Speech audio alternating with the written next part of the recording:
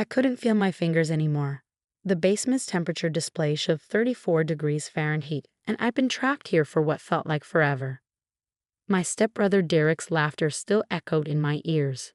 Enjoy your time out, Maya. Maybe this will teach you to keep your mouth shut about what you saw.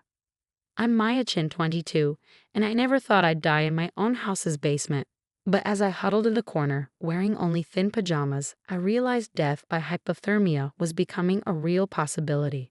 It started when I caught Derek selling prescription medications to high school kids. He'd been stealing them from our mother's pharmacy, where he worked part-time. When I confronted him, his usually smirking face turned dark. "You're home early," he said yesterday, blocking my path to the basement door. I'd gone down to get some frozen groceries from our deep freezer. "Derek, move," I said, trying to sound braver than I felt. At 6'2", my 25-year-old stepbrother towered over me. His smile was cold. "You know, Maya, you really should learn to mind your own business." Before I could react, he shoved me hard. I stumbled backward, falling down the last few steps. The basement door slammed shut, followed by the distinctive click of our old-fashioned lock. "Derek, let me out," I screamed, pounding on the door. "The temperature control is broken down here." "I know," he called back, laughing. "Dad's been meaning to fix it for weeks. Guess you'll have to wait until tomorrow when he gets home from his business trip. Mom will notice I'm missing," I shouted, already feeling the cold seeping through my thin clothes. "Mom's working a double shift at the pharmacy. I told her you're staying at Emma's house tonight. Sweet dreams, sis." That was 18 hours ago. My phone was upstairs charging. The basement had no windows, and the old heating system had malfunctioned weeks ago, turning the space into a virtual freezer. Dad was away on business, and Mom always believed Derek's lies. I drifted in and out of consciousness, my thoughts becoming sluggish. The emergency light cast strange shadows on the walls. Sometime during what I assumed was morning, I heard movement upstairs. "Mom." I tried to shout, but my voice was weak. "Mom, help." The basement door opened and Derek's face appeared. "Ready to promise you'll keep your mouth shut?" "Please," I whispered. "I can't feel my legs." "Drama queen," he scoffed, but something in my appearance made him pause. "Fine, but if you tell anyone about the pharmacy." "Maya?" Mom's voice came from upstairs. "Why is your car still here? I thought you were at Emma's." Derek's face hardened. He slammed the door again, and I heard him talking to Mom upstairs. "Oh, she came back early but went for a walk. You know how moody she gets. Said something about needing air." The next time I opened my eyes, I was being lifted onto a stretcher. Paramedics swarmed around me, their voices urgent but distant. Core temperature 89 degrees Fahrenheit. Severe hypothermia. How long was she down there? "Found her during a wellness check," a police officer was saying. Her friend Emma called when she didn't show up for their lunch date and wouldn't answer her phone. The emergency room was a blur of warming blankets and IV fluids. Dr. Martinez, a stern-faced woman with kind eyes, kept checking my vitals personally. "Maya," she said gently, "your body temperature was dangerously low. Any longer in that basement, and we'd be having a very different conversation. Can you tell me what happened?" She locked herself in. My mother interrupted, rushing into the room. "Maya, why would you do something so foolish?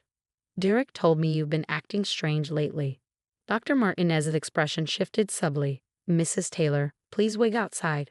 I need to examine your daughter." Once Mom left, Dr. Martinez leaned closer. "Maya, the police found something interesting on your father's security cameras. He had them installed last month after some tools went missing.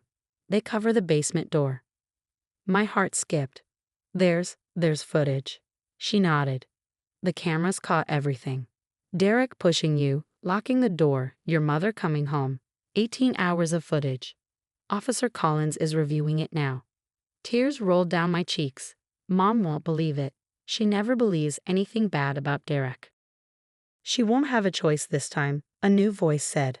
A female police officer entered, her badge reading Collins. "We also found interesting footage from your mother's pharmacy. Your stepbrother has been quite busy. He's been stealing prescription drugs," I whispered, "selling them to kids. That's why he locked me down there. I found out." Officer Collins nodded grimly. "We know. One of his customers ended up in this same ER last week. Nearly died. That case led us to the pharmacy, but we couldn't prove who was supplying the drugs. Until now. Dr. Martinez checked my IV. You're staying here for observation. We've restricted your visitors, family included. Officer Collins needs your full statement when you're stronger. My mom, I started, is being questioned by my partner. Officer Collins finished. The security footage shows her coming home while you were trapped. She clearly heard you calling for help but let Derek convince her nothing was wrong. That makes her an accessory. For the first time since this nightmare began, I felt something other than cold.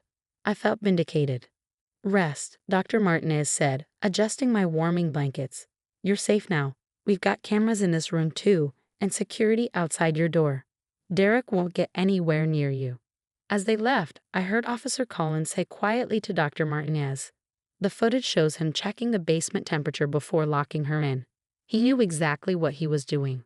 This wasn't a prank. It was attempted murder. I closed my eyes, finally feeling warm again, knowing that the truth, like the security cameras, had been silently watching all along. The next morning, my hospital room became a hub of police activity. Detective Sarah Collins had brought in a laptop showing me carefully selected portions of the security footage. We need you to confirm some timestamps, she said gently. I know this is difficult, but it's important. The footage was crystal clear. Derek checking the basement temperature display, smirking at the camera he hadn't known was there. The 18 hours compressed into a horrifying highlight reel, me pounding on the door, gradually becoming weaker, eventually huddling in a corner as my body slowly shut down. But the most damning footage showed my mother's actions. Listen to this audio, Detective Collins said softly, turning up the volume.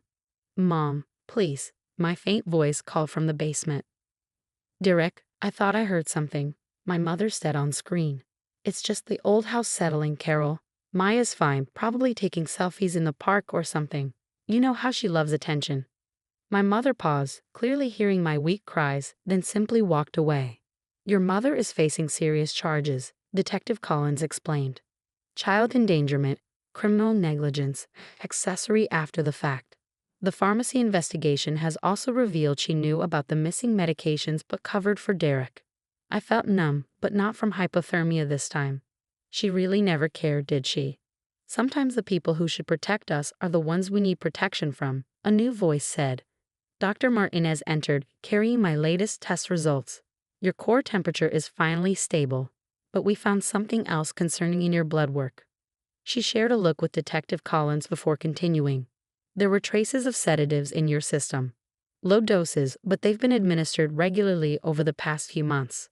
What? I felt my world tilt again. How? Derek had access to your food and drinks when you were home, Detective Collins explained. We found a stash of crushed pills in his room. He's been dosing you, probably to make you seem unstable when you try to report his behavior. The pieces started falling into place. My recent clumsiness, the constant fatigue, how no one believed me when I complained about Derek because I seemed confused all the time. Your father's here, Dr. Martinez said softly. He flew back as soon as he heard. Would you like to see him? I nodded, though anxiety churned in my stomach. My father had always been distant, buried in his work, leaving me to deal with Derek and my mother alone. When he walked in, he looked 10 years older than when he left for his business trip. Maya, he whispered, I'm so sorry. I had those cameras installed because I suspected Derek was stealing, but I never imagined. Why didn't you check the footage earlier? I asked, the question that had been burning inside me. The system was set to archive footage weekly. I was waiting to review it all at once. His voice broke. If I had checked sooner. Detective Collins interrupted gently. Mr. Taylor, we need to discuss the pharmacy investigation. Your wife's involvement is more extensive than we initially thought. As they stepped out, Dr. Martinez adjusted my medications. You have visitors in the waiting room, your real friends. Emma's been here since yesterday, and half your graduate program showed up this morning. Would you like to see them? For the first time, I smiled. Yes, please. Emma burst in first, her face streaked with tears. Maya, I knew something was wrong when you missed lunch. You never miss our Wednesday lunches. When I called your house and Derek answered, saying you were taking a walk in freezing weather. You saved my life, I said, squeezing her hand. The police found his journal, Emma said quietly. He had it all planned. the sedatives, making you seem unstable, the basement. He was going to claim you had another episode and locked yourself in. Dr. Martinez checked my IV again.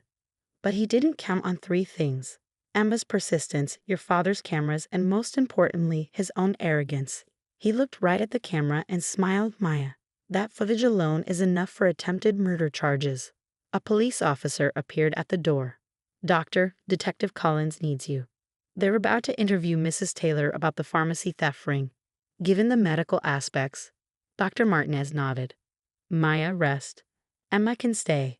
You're still under protective custody. No one gets in this room without clearance. As they left, Emma squeezed my hand again. Your dad's selling the house. He's already looking at apartments near campus for you. Everything's changing so fast, I whispered. For the better, Emma insisted. No more Derek. No more Carol making you think you're crazy. No more unexplained accidents. You're free. My phone lit up with a news alert. Local pharmacy worker arrested in drug distribution ring. Mother and son in custody. Emma read it over my shoulder. They can't hurt you anymore, Maya. It's over. I leaned back against my pillows, feeling truly warm for the first time in years. The basement's cold had been terrible, but it was nothing compared to the chill of living with people who were supposed to love you but instead plotted your destruction. It's not over, I said quietly. It's just beginning. 6 months later, I sat in a courtroom, watching as Derek and my mother faced sentencing. The trial had revealed a darkness deeper than even I had known. Dozens of teens affected by the pharmacy drug ring, years of calculated abuse, and a mother who had actively helped cover it all up. In light of the premeditated nature of the attempted murder, the judge declared, her voice firm, and the extensive evidence of long-term drug trafficking, this court sentences Derek Taylor to 25 years in state prison. Derek's face, once always twisted in a smirk, crumpled. He looked small now, nothing like the towering figure who had terrorized me for years. As for Carol Taylor, the judge continued, given your role in both the drug distribution and the attempted murder of your stepdaughter, this court sentences you to 15 years. My mother didn't look at me. She hadn't once during the entire trial. You okay? Emma whispered beside me. She hadn't left my side through any of this. I nodded, feeling lighter somehow. Dr. Martinez, sitting on my other side, patted my hand. She had testified extensively about the hypothermia, the sedatives, the long-term medical evidence of abuse. Her testimony had been crucial in securing the convictions. Outside the courthouse, my father waited with Detective Collins. He'd become a different person since that day, present, protective, the father I needed all along. The house sold, he told me quietly. I've set up a trust for you with the proceeds, for your graduate studies or whatever you choose to do next. Actually, I said, I've made a decision about that. I pulled out a letter I'd received last week. Remember how the police found other victims? Kids Derek sold drugs to, people Mom helped him manipulate. Detective Collins nodded. 17 confirmed cases.